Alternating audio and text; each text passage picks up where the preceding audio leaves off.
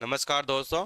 Current affair की class में आपका हार्दिक स्वागत है। आज है 9 मार्च 2026। तो आज के इस वीडियो में बात करने वाले हैं उन 10 सवालों पर जो आपकी आने वाली परीक्षाओं के लिए अति महत्वपूर्ण रह सकती है। और क्लास को पूरा देखना क्योंकि लास्ट सवाल आप बहुत इंपॉर्टेंट है, कहीं ना कहीं आपके एग्जाम में पूछा जा सकता है।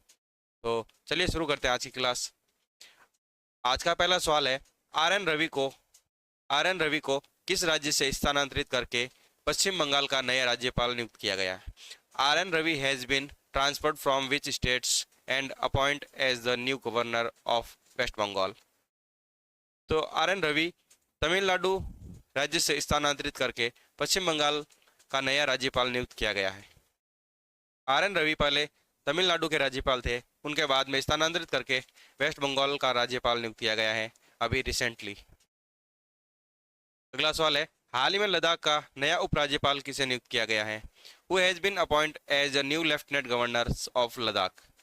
तो हाल ही में लद्दाख का नया लेफ्टिनेंट गवर्नर नियुक्त किया गया है सैयद अंता हुसैन को। सेवानिवृत्त लेफ्टिनेंट जनरल सैयद अंता हुसैन को हाल ही में लद्दाख का नया उपराज्यपाल नियुक्त किया गया है। कौन है ये? एक भारतीय सेना के लेफ्टिनेंट जनरल हैं सैयद अंता हुसैन। अगला सवाल है, गिरती प्रजनन दर को रोकने के लिए किस राज्य सरकार ने ड्राफ्ट पॉपुलेशन मैनेजमेंट पॉलिसी पेश की है? तो ड्राफ्ट पॉपुलेशन मैनेजमेंट पॉलिसी किस सरकार ने पेश की है? Which state government has introduced to the draft population management policy curb declines TFR? तो ये की है आंध्र प्रदेश सरकार के द्वारा। किसके द्वारा? आंध्र प्रदेश सरकार के द्वारा। हाल ही में आंध्र प्रदेश सरकार के द्वारा घटती टोटल फर्टिलिटी रेट को संतुलित करने के लिए ड्राफ्ट पॉपुलेशन मैनेजमेंट पॉलिसी प्रस्तावित की है। अगला सवाल, हाल ही में भारत के 93वें ग्रैंड मास्टर कौन बने हैं? Recently who becomes India 93 grand masters?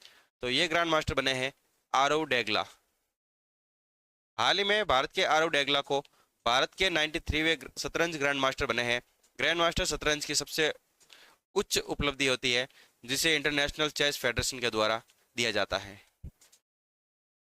अगला सवाल, हाल ही में श्रीलंका के तट पर किस देश का युद्धपोत IRIS डेना डूब गया है? तो श्रीलंका के तट पर यह डूबा है ईरान का युद्धपोत IRIS डेना। हाल ही में ईरान का IRIS डेना की एक नौसैनिक युद्धपोत था जो श्रीलंका के तट पर दुर्घटनाग्रस्त हो गया है। तो कौन से देश का था? ईरान देश का।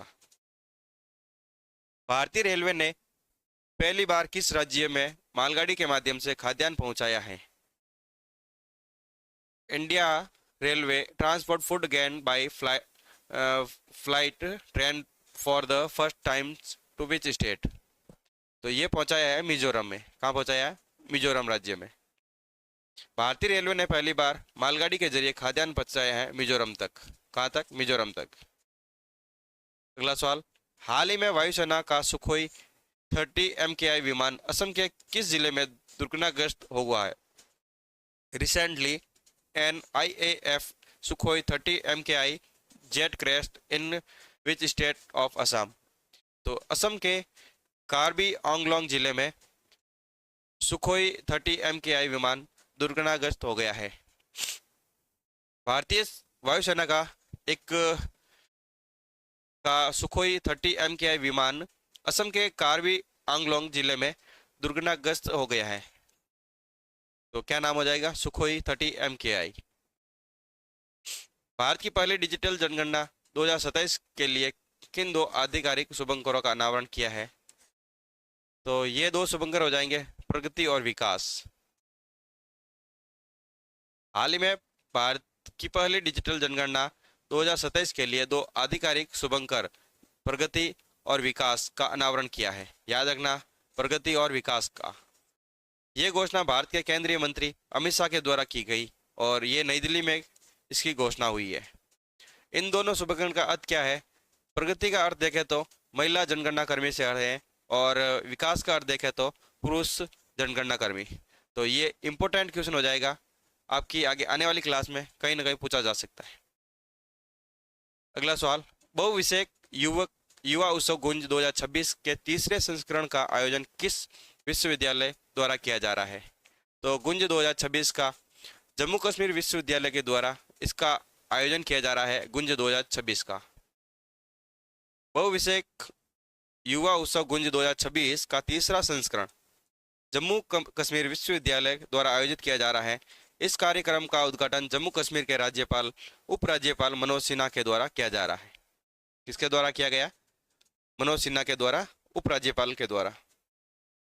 आज का लास्ट सवाल है, महिलाओं के मुद्दे के समाधान के लिए नारी अदालत योजना को पायलट प्रोजेक्ट के रूप में लागू करने की मंजूरी दी है। Which state has approved the implementation of the Nari Adalat schemes as a pilot project? तो ये दिया गया है असम सरकार के द्वारा। किसके द्वारा? असम सरकार के द्वारा। हाल ही में महिलाओं से जुड़े विवादों और समस्याओं के समाधान के लिए असम सरकार ने नारी अदालत योजना को पायलट प्रोजेक्ट के रूप में लागू करने की मंजूरी दी है। तो नारी अदालत क्या है? नारी अदालत एक महिला नेतृत्व वाली सामूहिक न्याय प्रणाली है जिसमें गांव समुदाय की महिला मिलकर घरेलू हिस्सा, पारिवारिक विवाद, संपत्ति विवाद, दहेज आदि मामलों को बातचीत और मध्यस्थता से सुलझाने की कोशिश करती है। तो ये है नारी अदालत। तो ये थे हमारे आज के मुख्य करंट अफेयर्स। अगर वीडियो पसंद आए हो तो लाइक शेयर सब्सक्राइब कर ले और बेल आइकन को ऑन कर ले, जिससे कि हमारी अगली आने वाली क्लास का नोटिफिकेशन आप तक पहुंच सके। डेली करंट अफेयर देखने के लिए हमारे YouTube channel current GK by DR को सब्सक्राइब करें। तो मिलते हैं अगली क्लास में, तब तक के लिए जय हिंद जय भारत।